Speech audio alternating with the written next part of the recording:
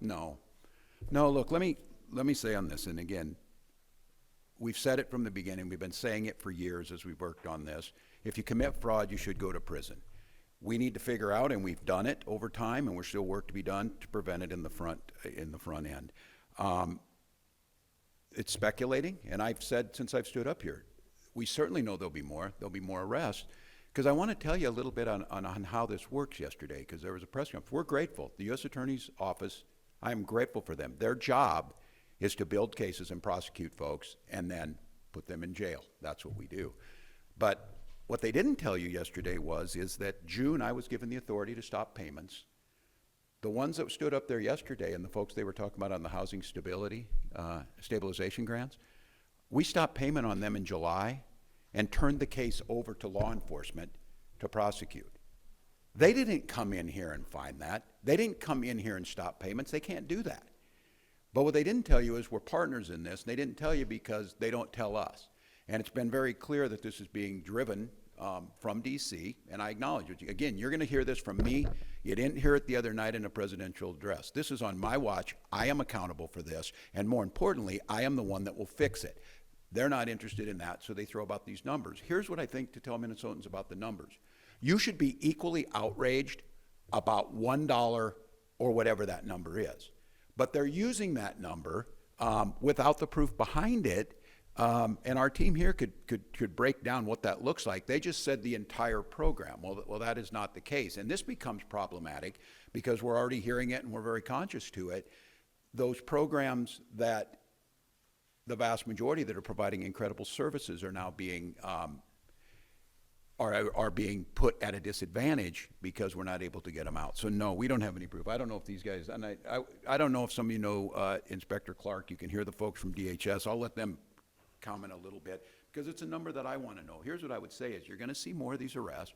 You're going to see more of these folks happening because many of these are loaded into the system about a year ago. They've been stop payments. We know who they are, and they're going to prison. It's just a matter of building the case because it doesn't happen overnight. But to extrapolate what that number is for sensationalism or to make statements about it, it doesn't really help us. It doesn't get us to where we need. I just need their help to prosecute this. I need their help to help us get a realistic perception on this because the goal here is, by saying the entire thing is wrong, is to pull the very programs that provided this incredible care. That's their ultimate goal. So you'll hear a little on the details. Sure. John Connolly, Deputy K Director at the Department of Human Services. I think a couple of things are important here with respect to the number. We've seen evidence of tens of millions of dollars in fraud to this point. We don't have evidence in hand to suggest that we have $9 billion in fraud in these benefits over the last 7 years. And if there is evidence, we need it so that we can stop payment. That's a very alarming number. And so if there is evidence, credible allegations of fraud, we need that information to take action now. I think that's the first thing to say. A couple of other things that are important about these services and the figures out there. So of the 18 billion, 6 billion ran through a managed care organization. So that's one level of vetting that they are charged with doing in their contracts with us. In addition, 10 billion of that 18 billion is subject to electronic visit verification. And that basically means that a worker that goes to provide services in someone's home is basically indicating with a timestamp when they arrived, when they left, what service they provided, who they are, and who received the service. So that's another level of vetting. The third is that $11 billion of the 18 was authorized by a county case manager. So that means that care was authorized according to clinical need, an assessment, a care plan, and then authorized again in the dollar amounts by a county case manager. So we are looking at all of those things to be sure that our checks and balances are working, certainly in partnership with those folks that are part of our systems. But I think that is just an important piece of context. And then the last thing I'll say, there's been suggestion also that we are suddenly withholding payment or stopping payment.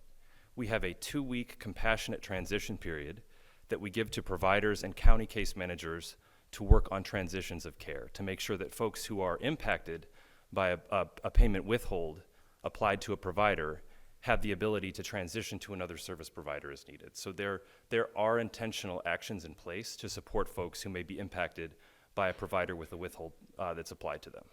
Yesterday, we heard from them saying, yesterday we heard from federal prosecutors who are finding fake companies that are out there. Not just tweaking the hours of care, but just totally fake companies out there. That's all they're saying. Is that what you're seeing? I might invite Inspector General James Clark to talk about that. James Clark, Inspector General at the Department of Human Services. Unfortunately, we are seeing greedy people and businesses exploiting our Medicaid program, right? $1 of fraud is too much. So I haven't seen evidence of billions or $9 billion of fraud, but again, any amount of fraud is too much. We have been moving aggressively at the Department of Human Services more than ever to suspend payments when we see evidence of fraud and refer criminals to law enforcement. If there is evidence of Medicaid fraud, the state should be given that information so DHS can slam the door on these people and businesses that are engaging in fraud. I have a very unique role in state government. I work at the Department of Human Services. I can shut off money to people and businesses where there is evidence of fraud. I previously sent letters to the U.S. Attorney's Office asking them to share evidence of the fraud, and I hope we meet soon. But to answer your question, yes, unfortunately, greedy people and businesses have learned how to exploit our programs and are trying to steal from us. Have they responded to your questions, asking to show evidence? So far, I haven't received any evidence or information to support the billions or $9 billion information from federal law enforcement. But again, I want to collaborate. I want to partner with law enforcement. That's how this system should work. We investigate, we suspend payments, we refer cases to law enforcement, and to the extent there is information about massive fraud in our programs, billions or $9 billion worth of fraud, I desperately want to see that evidence. I want to partner with law enforcement. I want to work on real solutions to these problems. Well, I mean, to be clear, though, I mean, Joe Thompson was saying that he, by looking at it, he thinks there could be, he didn't suggest that there in fact is. He's saying it could be as much as that. Is that called And his- speculation? Well, but his reasoning was based on looking at reviews of billing in previous cases, he sees more red flags than he sees legitimate providers, and you guys have seen that on your end too, right? People overbilling, there being some suspicious payments there, so is it wrong for him to look at that and say, I'm seeing some of the red flags we've seen in other cases, if that's where he's coming from on this point? I wouldn't say it's wrong. I mean, we do the same thing at the Department of Human Services. We look at billing data, we look for red flags. What I'm saying is I haven't seen any evidence or information to suggest that there's $9 billion worth of Medicaid fraud that has happened in the state of Minnesota. Do you have a number as the Inspector General? John, do you want to take that over? At this point, like I said, the evidence that we have indicates tens of millions of dollars in fraud. We know that investigations are not done. As the governor said, we are still working hard to get ahead of the fraud, to prevent fraud and also investigate fraud that may be in the system. So there isn't a final number at this point, but we don't have evidence to suggest that level of fraud or a $9 billion number. Like I said, at the outcome of legal proceedings, tens of millions is really the number we have at this moment. About the ICS program, is that what you're seeing in the tips you turn over to outside law enforcement? Is the ICS program where you're seeing a lot of these problems? Eric has the last question. Unfortunately, we have suspended payments to ICS providers. Information from investigation shows that certain providers are billing us for services that they are not providing. And when we receive that information and when our investigations confirm that information, again, we suspend payments, we shut off the money, and we refer to law enforcement. Governor, can I just clarify something that you Sure. said earlier? You said, I'm accountable. Is that you taking blame for this? I just want to Look. make sure that I'm clear on that. And if not, who or what? Look, who's ever in charge, and I said, unlike the president, I'm the governor now. Whether these programs happened before we got here or afterwards, it doesn't matter. We're here now. We're the ones fixing it. You have my guarantee on this is that I certainly will have this thing fixed, and you see that we're on the front end of it. That's how this works. And so would I have wanted to stop this? Would I have gone out, if you think the governor goes out and checks somebody on Medicaid and that they were there? No, but that's somebody in government needed to do that. And if they didn't do that, or if there were loopholes in this, and what we found is these are poorly written and it left openings, and the goal was to get the money out. We'll fix that. But yeah, I'll take accountability for it. But what you're seeing here is you're seeing a weaponization. We'll continue to fix it. They're going to continue to come up with numbers that don't have it there, and it's sensationalized. I don't expect anything different from this administration. But the thing that I think that folks need to recognize, and I think they do, as governor of Minnesota, I'm working on the healthcare side of things. We're working on plowing the roads. We're working on making sure we're implementing the best paid family medical leave program.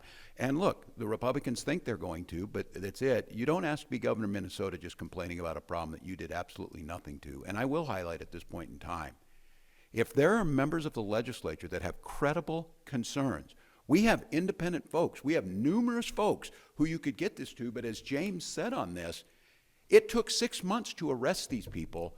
We stopped it immediately once we had that authority. And so that's happening across the board. We're going to, I think, at the end of the day, and even the CMS folks who are now showing up, unannounced, unprecedented, showing up and doing their inspections are acknowledging that Minnesota is, at this point in time, probably tighter than any other state. And those are good things that we're using the ability to try and fight this. But yeah, you'll hear something from me that you don't hear from them. Yes, I accept responsibility. I'll expect responsibility to fix it.